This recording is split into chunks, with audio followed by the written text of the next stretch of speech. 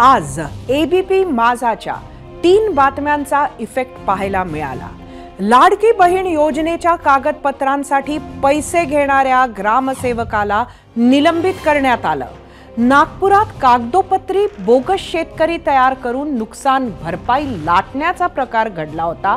त्या प्रकरणी जिल्हाधिकाऱ्यांकडून चौकशी समितीची स्थापना करण्यात आली आहे। तर तिसरा इम्पॅक्ट छत्रपती संभाजीनगरच्या बातमीचा। तिथे लाखो शेतकरी विम्यापासून वंचित राहिल्याची बातमी एबीपी माझानेही लावून धरली। त्याचे पडसाद विधिमंडळातही उमटले आणि नंतर त्या बातमीचा चांगला परिणाम पाहायला मिळाला।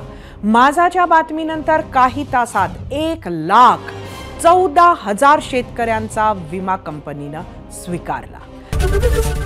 एबीपी माझा, उघडा डोळे बघा नीट।